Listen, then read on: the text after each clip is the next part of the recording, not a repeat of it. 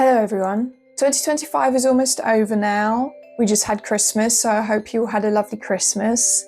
This channel has reached 20,000 subscribers, which is kind of insane in the span of 9 months, I think it's been. So I'm very grateful to everyone that subscribed and watches my videos and leaves comments and everything. 20,000 subscribers was basically the mental goal I'd set for myself. I'd hoped I'd be able to reach 20,000 subscribers by the end of the year, and I have, which is amazing. So anyway, we're doing another Q&A. I've picked out 20 questions out of the questions I received. If I didn't pick yours, it's not an issue with the question or anything. There's some questions that were repeat questions from Q&As I've already done or questions that I've answered frequently on live streams. But anyway, let's get into the questions. So what are your goals for 2026? I don't have any specific, I suppose, channel goals in terms of what subscriber numbers I want to reach or anything like that. Basically, I want to try and do a bit more different kind of content, still within gaming, of course, but try and do some slightly different things. I want to try and make bigger videos, and I don't necessarily mean longer ones. I mean videos that are a bit bigger in scale, maybe take longer to make, maybe have a little bit, not necessarily more editing to them, but they're just, maybe I probably am going to start doing some videos that are scripted, but partially scripted. Going forward, some videos, not all of them, just some of them. Yeah, I want to try a variety of different things, and I also don't know if I'll keep to a weekly upload schedule because I want to possibly spend more time on videos so that I feel like they're better quality videos rather than me feeling like I need to pump something out every week, which financially speaking is better for me at the moment than making like maybe 2 videos a month or something. So we'll just have to see how it goes. It depends on the video. If I've got a project that I want to do that I want to put more time into, and it's going to mean that there'll be a week where I miss an upload, then so be it. That's just how I'm going to try and do things going forward, because I think just pumping out stuff will hurt my channel more than help grow it and help maintain an audience that is enjoying the videos that I make. Live streaming will continue to be a weekly thing. I'm taking a break between Christmas and New Year, but in the new year, around maybe the 3rd or something, I will start streaming again. So yeah, those are basically the goals. I don't have any specific rigid goals in mind, if that makes sense. If you came out of your comfort zone a bit, what specific games would you go out and try for the first time? So I've been playing Hollow Knight, for example, which is a Metroidvania, and I'd never played a Metroidvania before. So that was me, I guess, kind of stepping outside my comfort zone. The main thing that I'm going to be doing that is really stepping out my comfort zone is playing horror games. I do want to play some horror games, but I'm really not good with horror films, like at all. So this is going to be interesting, but I am committed to at least trying to play horror games and getting through them. What are the next games you want to play live? The next games I want to play live specifically are Resident Evil 2, Resident Evil 4, and I want to play both of those before Resident Evil Requiem comes out. And I know that that might not make sense, like you don't need to play those 2 games in particular necessarily, I guess, to play Resident Evil Requiem. I just want to play those for the Leon lore, okay? So I plan to play those. I also really want to play some of the Tomb Raider games on stream. I want to play Dark Cloud on stream. I plan to replay FF7 Remake and Rebirth on stream before Part 3 comes out. I might stream the OG FF7. I'd love to stream FF10 at some point. There's a lot of games that I really want to play on stream. It's just about the timing, because I need to plan what games I stream around games that are going to be coming out. I plan to stream Resident Evil Requiem as well when that comes out, like I said. I plan to stream the new Tomb Raider when that comes out. So yeah, just kind of planning around games that are coming out. If there's a game that's coming out and I want to play certain games within that franchise or replay them, then that will affect the streaming schedule. But yeah, there's a lot of games that I'd like to play live, and there's a lot of games that I've never played before that I'd like to play. Some PlayStation exclusives perhaps. Elden Ring is a game that I want to play, and that will be live as well at some point. There's a lot of games. Besides gaming, do you have other hobbies? Playing an instrument, drawing, or anything like that? I do have other hobbies. I like reading manga specifically, for example. I do watch anime from time to time. I really love watching Chinese dramas, specifically historical dramas. These like fantasy, historical, martial arts dramas. They're called wuxia. I love those dramas. I'm kind of obsessed with them. But I haven't watched many recently because most of my time goes towards gaming. But I do draw sometimes as well, just not very often. Like there was a period of like a month, I guess, where I was drawing pretty regularly, and then that was about it really.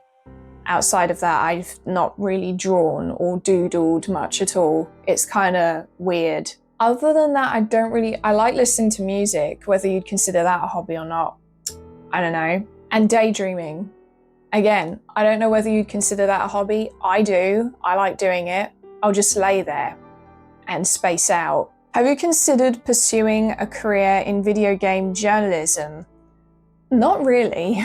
I don't know whether I'd be any good at that, to be honest. It's too rigid for me, I think. What is your favorite friend hangout?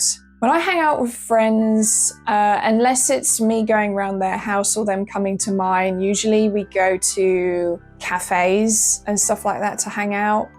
Or usually if I meet up with friends, it's literally because we're going to a certain event, like a concert or, I don't know, something like that.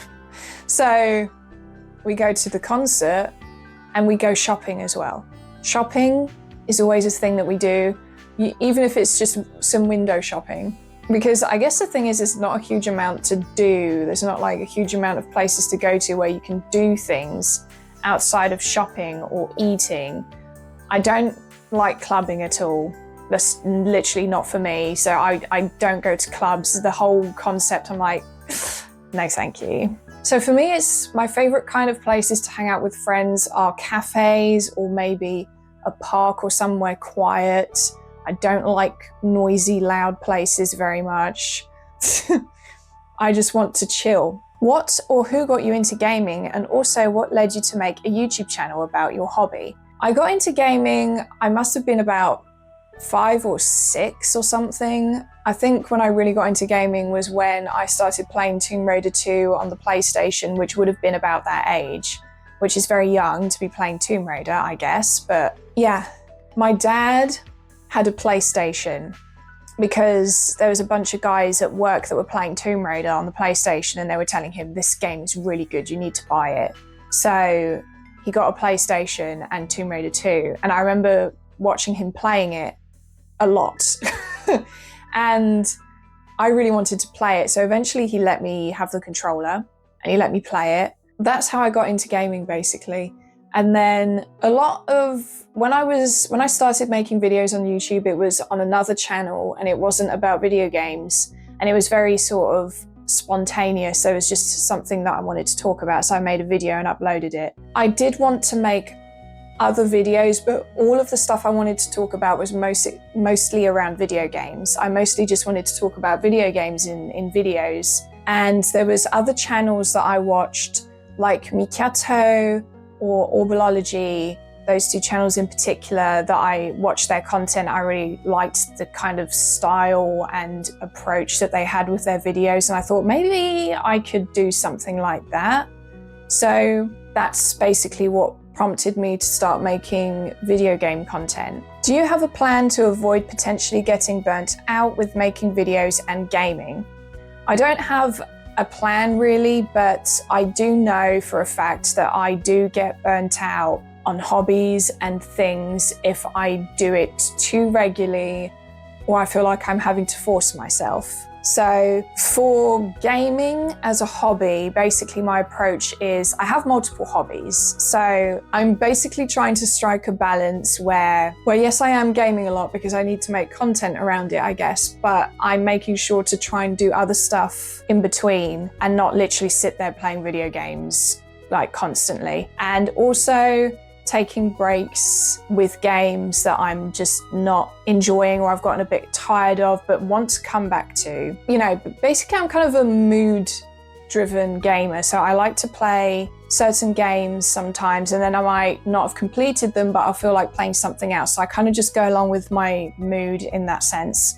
Because trying to force yourself to do something that you're not actually enjoying at that moment doesn't work. For me at least. As for content creation, I'm not burnt out, but I have realized that if I force myself or feel like I have to make a video every week, that does kind of suck the joy out of it a little bit, because then I feel like I just need to figure some video out for that week, even if I don't necessarily know what I want to make a video about, because I don't necessarily always have an idea that kind of strikes me and I think, oh, I really want to make a video about that. That doesn't necessarily happen every week.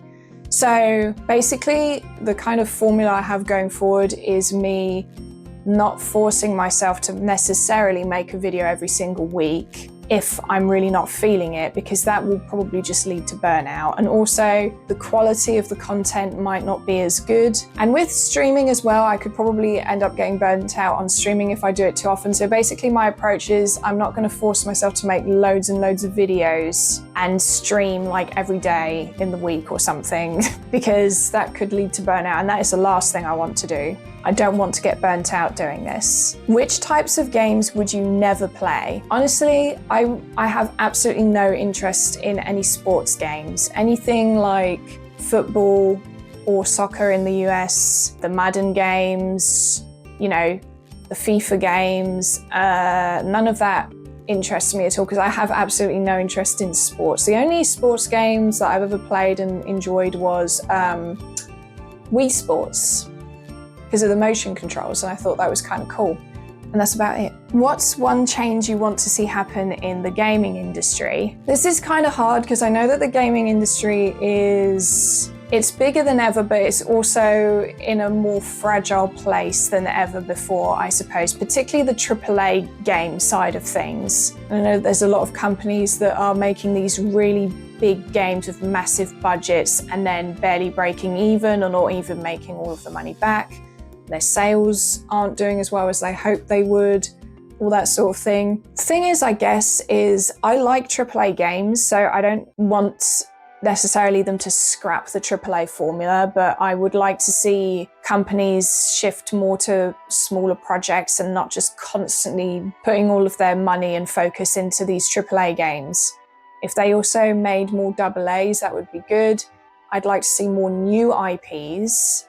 I know that we get new IPs like every year, but I'd like to see more new IPs, more new ideas. Instead of a lot, it feels like the gaming industry is kind of stagnant in the sense that a lot of games, especially AAA's, are very kind of, not necessarily samey, but they are a bit samey. You know, they use the same engines usually. They're often all these massive open world games, and there's not a lot of new or kind of different stuff going on in the industry with AAA gaming. That is not the case with indie games. Indie is the most creative space in gaming at the moment and the most interesting, I guess, in terms of like, if you're looking for something different, then the indie side of the industry is where you want to be looking. But for the big companies and these big budget games, I know that the problem is shareholders, investors, they always want something safe. So whether that's ever going to happen, I don't really know. But I would like to see more creativity and innovation, I guess, on the AAA front of things, and more smaller projects from these big companies. Because gamers also like smaller games, you know, it doesn't all have to be these massive AAA games. What got you into collecting games / physical media initially? I don't think there's like one specific thing that happened. It was kind of an accumulation of different things. I never really got into streaming I never liked streaming services, to be honest. It always kind of felt like a little bit of a scam to me that you pay a monthly amount of money to have supposed unlimited access to all of these different films or whatever, but you never owned any of it and it could be removed from the site. And the other thing is they started off being much more affordable, but even then, I always preferred the idea of having something tangible when I pay money for something.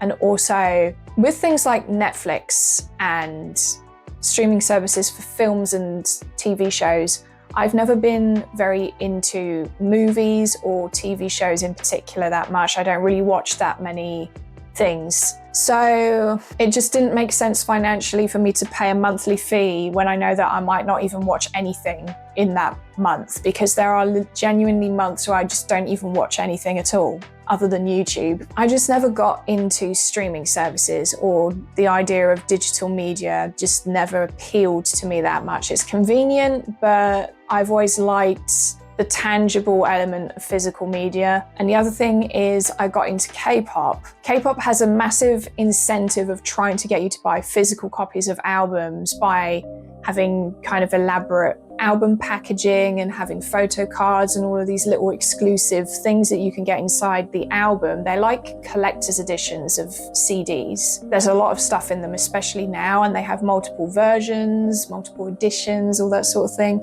So when I was very into K-pop, that got me into buying physical discs. I used to have CDs anyway, but then I got much more into it as a result of K-pop. And I suppose maybe that's where my interest in physical media really came from, is from K-pop. But it's kind of funny because I'm not into K-pop anymore that much, or at least not enough to buy loads of albums. What game is your absolute favorite and what game is your chill game? I don't really know what my favorite game is. That's kind of hard. It's either FF7, FF10, Dark Cloud, or one of the Tomb Raider games, but even then I don't really necessarily know which Tomb Raider game it would be. I love Tomb Raider Legend, and I love Tomb Raider, the first Tomb Raider, and Tomb Raider 2, and Tomb Raider Anniversary. But then I haven't played all of the Tomb Raiders.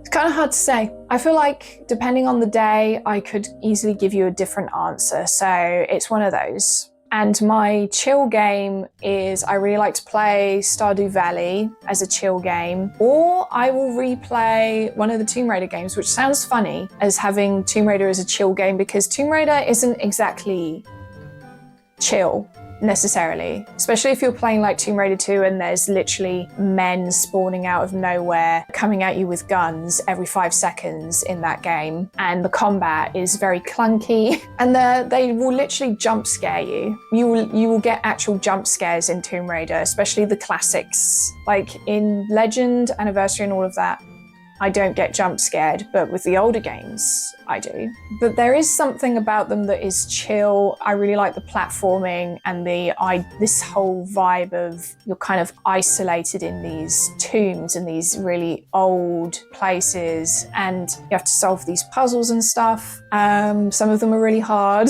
And there's just this sense of exploration that I really like in Tomb Raider games. But I suppose my main chill game is Stardew Valley, really. On to part 2 of the Q&A. I'm filming this the next day because it started getting very dark, as you may have noticed from the footage. Winter, am I right? What advice would you give someone that wants to start making their own YouTube videos? I feel like at some point I'm going to make an entire video about this on my other channel. I have learned a lot, I suppose, through making YouTube content, because there's certain ideas that I think a lot of people have of what it's like to be perceived, or what it's like to upload videos, how the whole system works, how much money you get, all that sort of thing. And I think I might cover all of that in a separate video or multiple videos, maybe, depending on how in depth I want to go and how much I'll break it down. I suppose the main advice I have if you want to start making YouTube videos is to just go for it. I mean, I very kind of spontaneously just threw a video on the internet. I kind of just sat there filmed it through, like, it was a word vomit. It wasn't anything particularly well put together. None of my videos are particularly well put together anyway.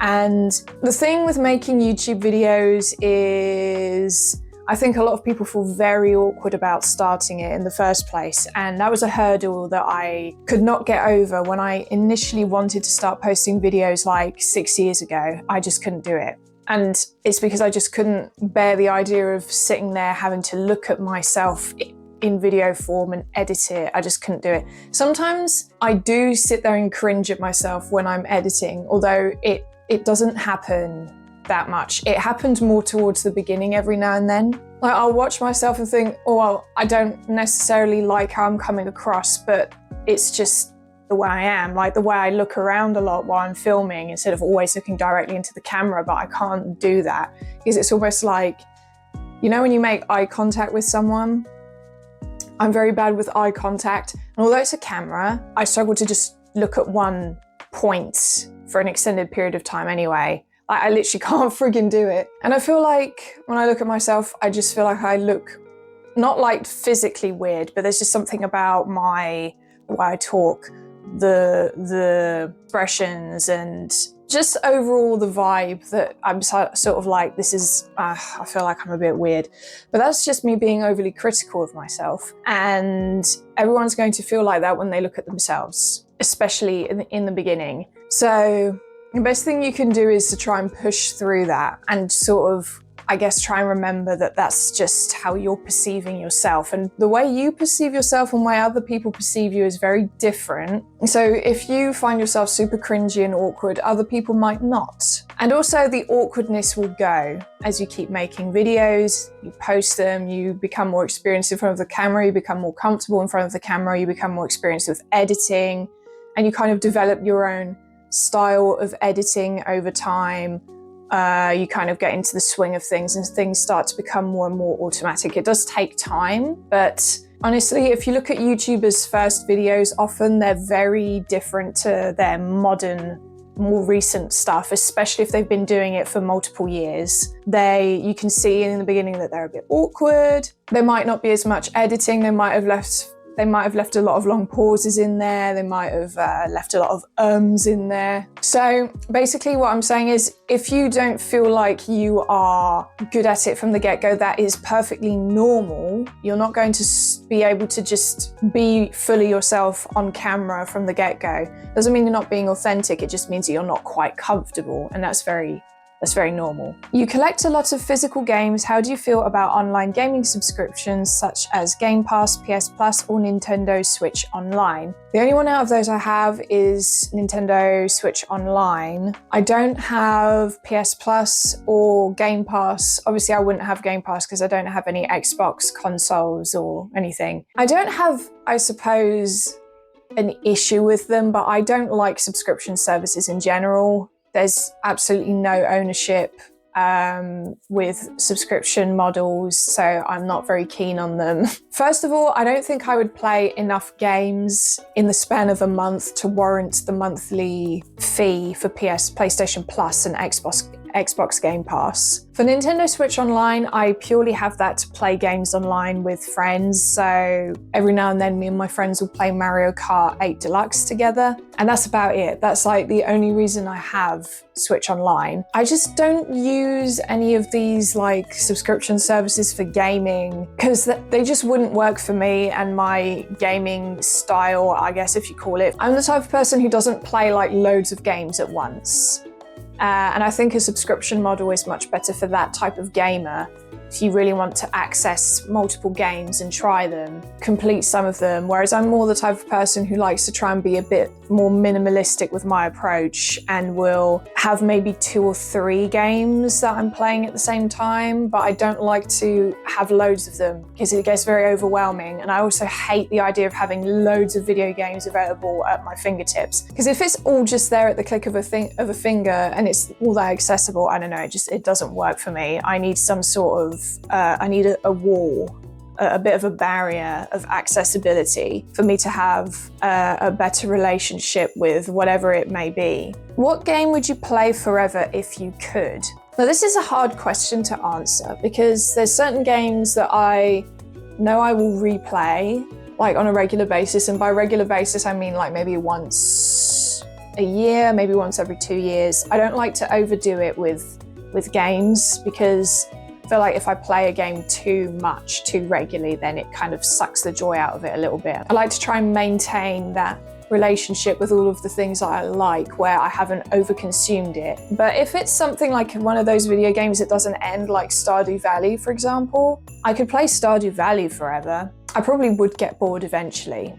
I'm just one of those people. There isn't anything that I can do forever without getting bored with it. Even FF7, I would get fed up eventually of playing FF7 constantly. I need variety in my life. I can't just do the same things all the time. But I guess the closest thing would be maybe Stardew Valley, something like that. You know, the games that just don't have an ending to them anyway and you can just keep going. So yeah, I'd say Stardew, probably. What new games are you most excited for in 2026? So Resident Evil Requiem. I know I haven't played any Resident Evil games, but I'm still excited for that. And also, as a huge Tomb Raider fan, Tomb Raider Legacy of Atlantis. Atlantis, I don't know how you pronounce it. That game. I'm so excited for that. It's actually kind of insane. And the reason I'm so excited for it, for one, Tomb Raider is one of my absolute favorite video game franchises. There's Final Fantasy and there's Tomb Raider. Those two are like my favorites. But the reason that I haven't been talking about Tomb Raider as much on my channel is because Tomb Raider was kind of dead. Like, we were having the remasters, those were coming out, and the remasters of the classic PS1 games, by the way, are amazing. I just finished Tomb Raider 2 the other day. It was absolute peak gaming. I love the old Tomb Raider games so much. But there wasn't any new games coming out. So Tomb Raider Legacy of Atlantis, I'm very excited for because it seems to be kind of returning to the roots of Tomb Raider a bit more. I really hope that they do have much more of a focus on the puzzle and platforming elements in this compared to the Survivor trilogy. I think they will. It looks like they have. Like, they brought back some elements from the Legend trilogy, like the grapple hook and the spinning cogs that have the friggin' spikes sticking out of them that Lara can swing on. So there's all of that stuff, but like, I don't know. But Tomb Raider Legacy of Atlantis is the game I'm most excited for next year. I will be buying it day one. I plan to stream Tomb Raider, the first Tomb Raider remastered, before it comes out. I'd like to stream Tomb Raider Anniversary before that as well, because I think that would be fun. I just want to replay Tomb Raider Anniversary anyway. I've been really wanting to replay that. So I'm just going to do it. It's kind of insane in a way to go from your favorite video game franchise being basically just dead and having taken a direction that you just weren't interested in to seemingly going back to what you liked about the franchise. And there's 2 games coming now. What order should the FF7 games be played in your opinion? You can honestly play them in whichever order you want. Obviously, you can't play Rebirth before Remake. No. Like, that's the only thing. Absolutely do not do that.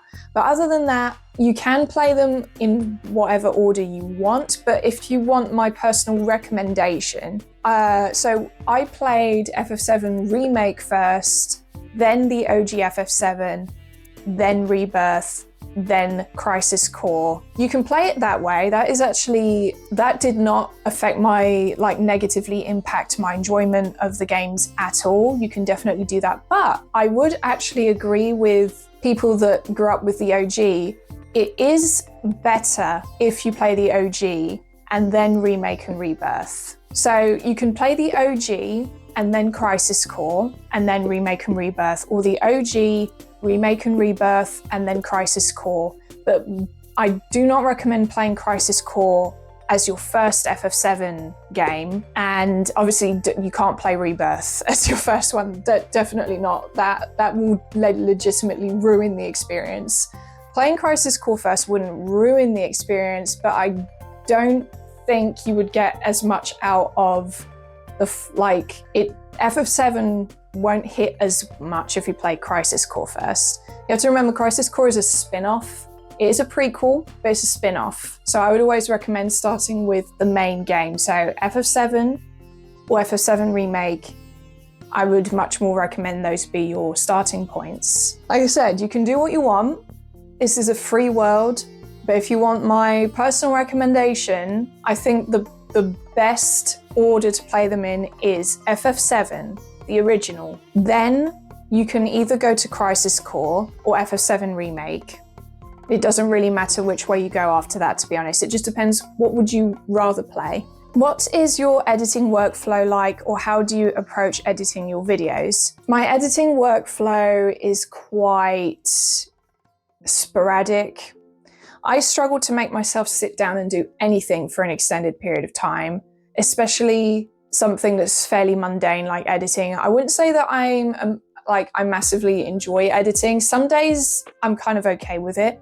And then there's other days where it feels like I have to literally chain myself to my desk to make myself do it. This is just a problem with me and things in general. Even if it's something that I enjoy or don't dislike, sometimes I genuinely, I have to, it feels like I have to chain myself down in order to make myself do things. It's very weird. Like, I'll start editing and then I can concentrate on it for maybe 15 minutes and then I don't know. I need some form of mental stimulation. And so then, I don't know. I don't understand why my brain is like this, but that seems to be how my brain is. And it's quite frustrating. It means that editing takes a while because all in all, the time that I spend actually editing a video, most of my videos, is like an hour and a half. If it's a long video, then it might take 3 hours at most. But because I can't just sit there for 3 hours and edit for some reason, it can take me like a day. The other thing is, when I'm filming, I do sometimes ramble quite a lot.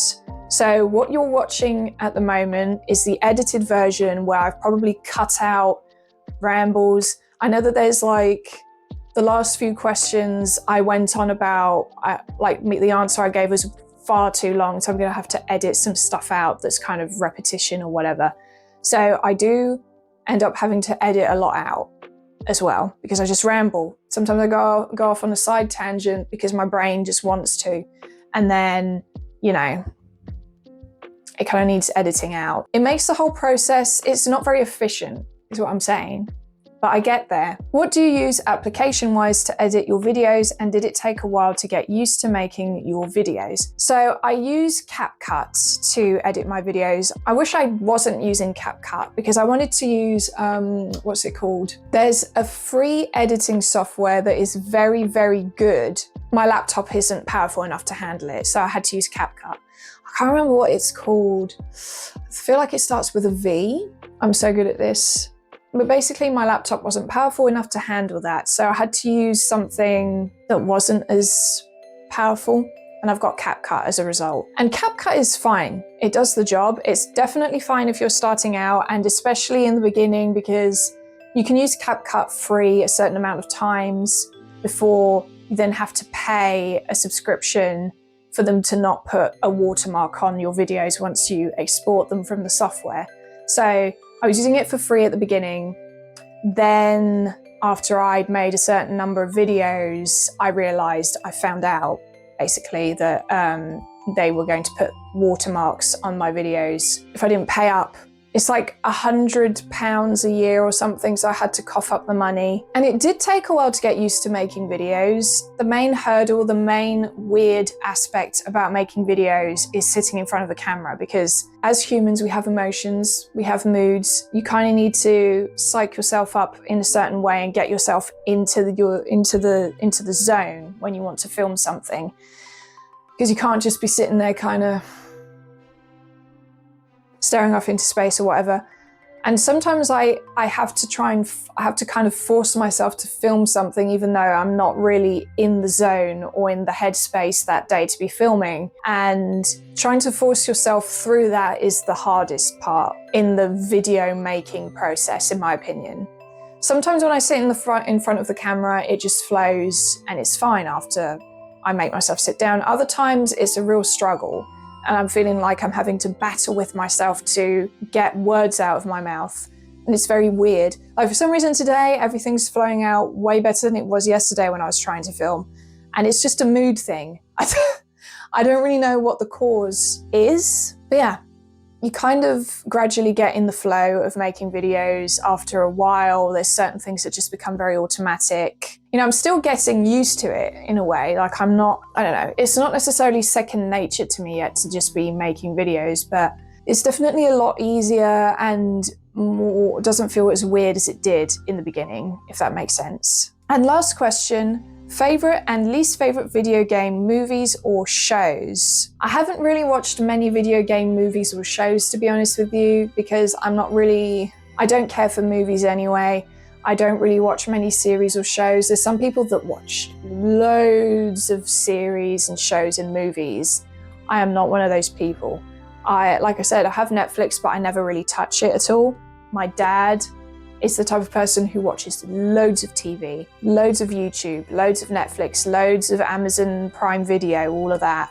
But that's not what I do. I watch a lot of YouTube, but not other stuff for some reason. So bearing in mind, I have not watched many video game film adaptations. That's what I'm looking for, yes. I haven't watched many video game film adaptations or TV show adaptations. I remember watching the Angelina Jolie Tomb Raider a long time ago and thought it was okay, but I don't really remember it. And I remember the film being enjoyable, but I don't really remember much else. Recently, literally the other day, we watched the Tomb Raider film that came out in 2018, I think it was, which to my understanding is based on the Survivor trilogy and kind of the storyline that's going on in the Survivor trilogy. I don't know how closely it follows it because I haven't played those games. I want to play them, but you know. It wasn't a bad film by any means, but it just felt extremely generic. The thing with Lara Croft is she's anything but a generic character, but the Lara in that film felt very generic. It's nothing to do with the actress, okay? She did a good job. It's just the way that they've decided to present the character of Lara Croft in that film.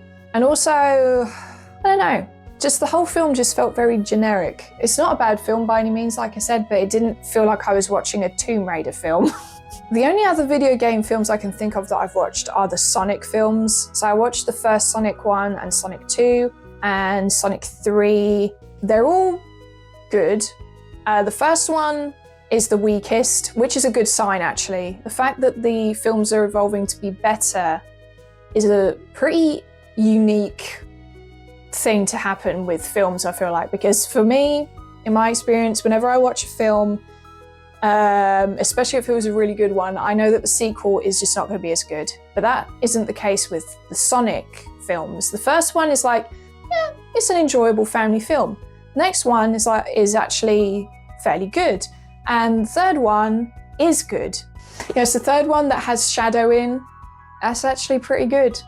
I actually really like that film. I feel like that's the best video game film adaptation I've seen personally. But like I said, I have not watched many. I have barely watched any, really. Anyway, that's all of the questions. Thank you everyone for watching, and I'll see you in my next video in 2026. Bye bye.